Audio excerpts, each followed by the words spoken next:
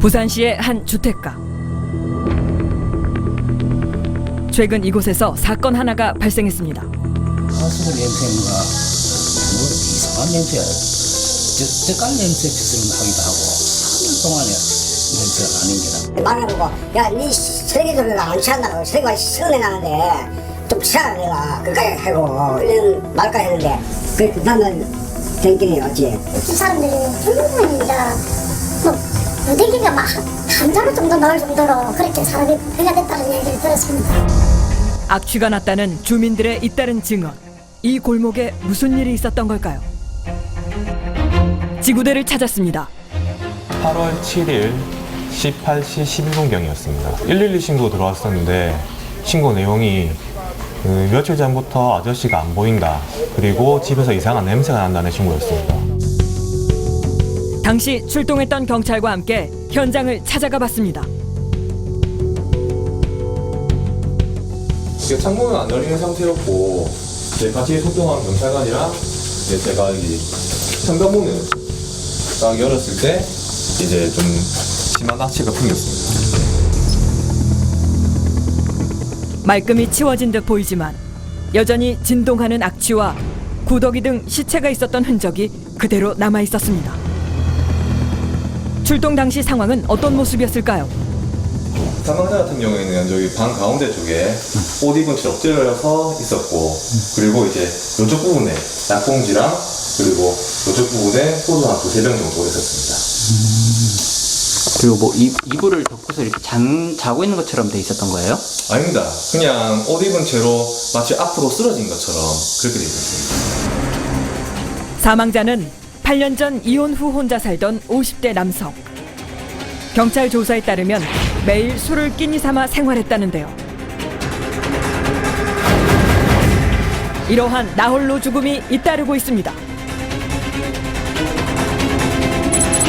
올여름 부산에서 발생한 고독사만 20건이 넘습니다. 소리 없이 증가하고 있는 이웃의 고독사. 주민들은 알고 있을까요? 현에도 최근에 7일날 뭐가 예? 뒤편에서 뭐가 죽었나? 예? 어느 뒤편에 7일날 잘 모르겠는데 우리도 젊은 사람이 있는 것 같은데 그건 모르겠는 거 비 오기 전에 빨래로 해가 옥상에 널어놨더라고요. 나는 그거 보고 비가 와도 안 거다. 그때는 왜 이상하게 생각 안 하셨어요? 그럴 때는 이성을 생각할 이유가 없지. 왜요? 그 사람 자꾸 집을 자꾸 잘 비우기 때문에 어디 가는 것 같다 이런 생각하지 뭐. 근데 또 냄새 나도 그 사람이 죽는다고 하는 걸 생각을 하겠습니까? 내가 원래는 뭐 농사 말고 노가다 일좀 하고 안 하고 뭐 성공하고 수채만 먹는다고 뭐 하루 먹고 사기 때문에 뭐 그런 사람 싶어요. 굳게 닫힌 문. 죽음 전에 열어볼 수는 없었을까요?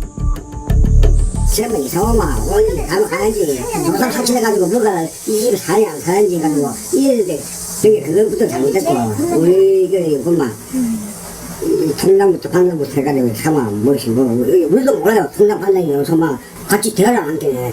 그 옆에 가족들이 없으니까 그래가지고 술 먹고 뭐 밥 먹고 이런 정도니까는 젊은 사람들한테 정말 동사무소나 구청에서 돈 가져야 된다.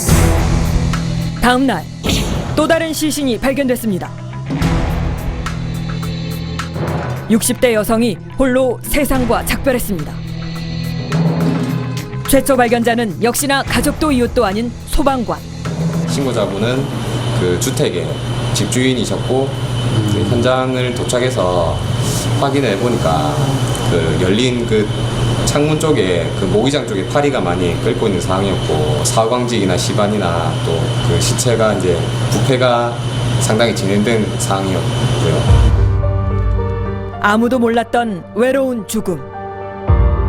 그 집에도 사람이 살고 있었음을 죽어서야 말하는 고독사의 역설이 씁쓸합니다. 자식 있다고 해서도 부모들 혼자 사는 사람들 많잖아. 그 자식 때문에 몸돌불 그것도 있잖아.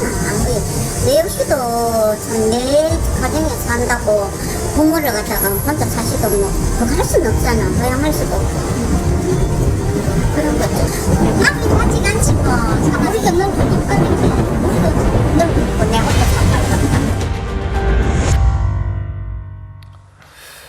마지막에 저 시민 늙으면 혼자 사는 거고 네. 그리고 죽을 때도 혼자 죽는 게 본질적인 건데 그러니까요. 너무 네. 쓸쓸합니다.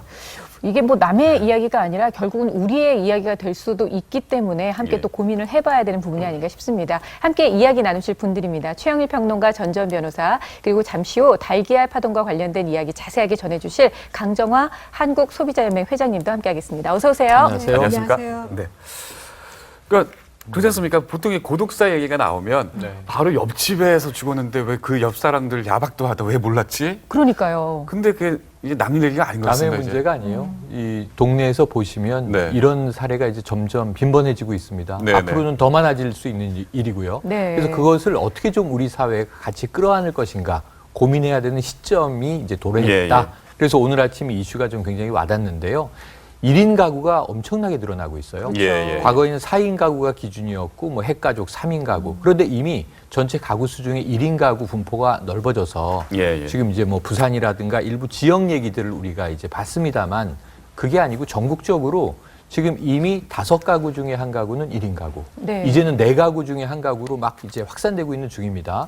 그리고 이게 과거에는 65세 이상 노인의 문제라고 생각을 했는데 이젠 더 이상 아니잖아요. 노인에 대한 대응을 정부 차원에서 또 이제 사회안전망, 복지 차원에서 하고 있는 와중에 65세부터 노인이잖아요. 예, 아직도 예. 젊으신데 네. 64세 이하에서 고독사가 점점 늘어나고 있어요. 어떻게 할 것인가? 같이 좀 오늘 아침에 고민했습니다. 예, 장 기자, 아까 우리가 취재하지 않은 취재할 거 끝난 다음에도 또 이렇게 또 이런 그러니까요. 고독사가 취재 우리 네. 그 뉴스퍼레이드 현장 취재팀이 사흘 동안 취재를 했는데 네. 정말 사흘 내내 그런 노인 고독사의 사례가 취재가 밝혀졌었고 그래서 이틀 했고 사흘째는 저희가 취재해서 여기 담지는 못했습니다만 예.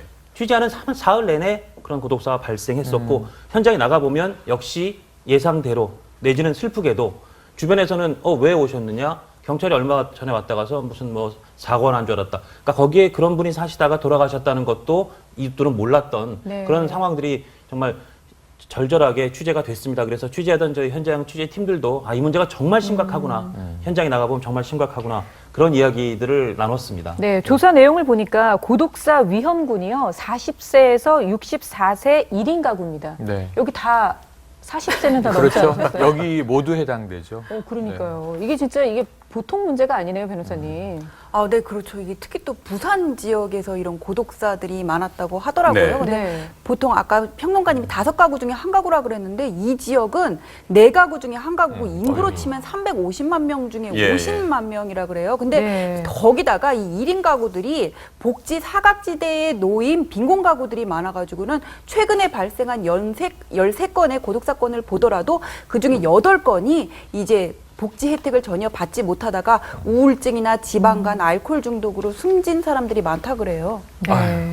근데 보통 고독사 그러면 뭐 가족들과 떨어져 사는 사람도 있지만 무연고 노인들도 많죠. 그렇죠. 맞습니다. 네. 맞습니다. 그럴 그래서 때는 어떻게 이제는 고독사를 무연사 이렇게도 부르고 무연사, 있는데 네. 무연고자가 연고가 없는 사망했을 죽음. 때 예, 예. 연고 없는 사람들의 사망. 근데 이 무연사가 두 종류가 있어요. 하나는 사망하신 게 뒤늦게 확인이 됐는데 네. 가족이 파악이 안 됩니다. 네. 가족 관계가 끊어져 있어요. 네. 이런 경우에 이제 무연고자의 사망이 되는 거고요. 또 한 경우는 가족을 힘들게 수소문해서 찾았어요. 가족이 시신 인도를 거부하는 경우가 있습니다. 왜냐하면 집 나간 지 오래됐어요. 네. 이제 남남입니다. 뭐 호적상으로만 남아 있지만 가족 아닙니다.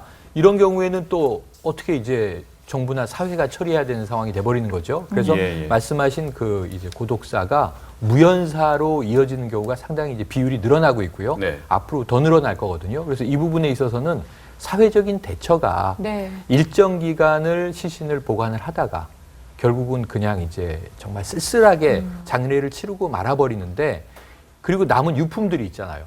혼자 1인 가구로 원룸 같은 데 사시다가 뭐 이제 집도 없이 예, 예. 그럼 유품 정리 어떻게 해야 되나 이런 게 이제 점점 이런 일을 또 대행해 주는 업체도 늘어나고 고독사나 있다고 하니까. 무연사를 그 예방하는 그런 어떤 작은 움직임들도 있을 수 있겠습니까? 그러니까 고독사 위험 가구들을 수시로 방문해가지고는 사전에 그거를 인지를 하고 예, 예. 나중에 처리를 하는 방법이 있는데 네. 1인 가구가 늘어나는 거를 막을 수는 없어요. 대신에 이런 위험을 방지를 하기 위해서는 정부가 예산을 내서 뭐 신문 배달이나 요구르트 배달을 정기적으로 신문 배달. 하면서 예, 예. 뭐 체크를 한다던가 하는 방법이 있고 지금 노인에게 일자리를 줘서 노인들이 2인 1조가 돼서 주민센터 직원이랑 고독사 위험 가구들을 수시로 방문해서 말벗도 대주는 그런 방법들이 있는데요. 이게 앞으로 뭐 인공지능이나 로봇 세대가 된다고 하는데 말벗이 돼줄 수 있는 로봇을 이렇게 보급을 하는 네. 것도 한 방법이 될 수 있지 않을까. 그러니까 좀 싶습니다. 각박하긴 하지만 네. 정부의 대책과 그리고 이웃들의 대화, 소통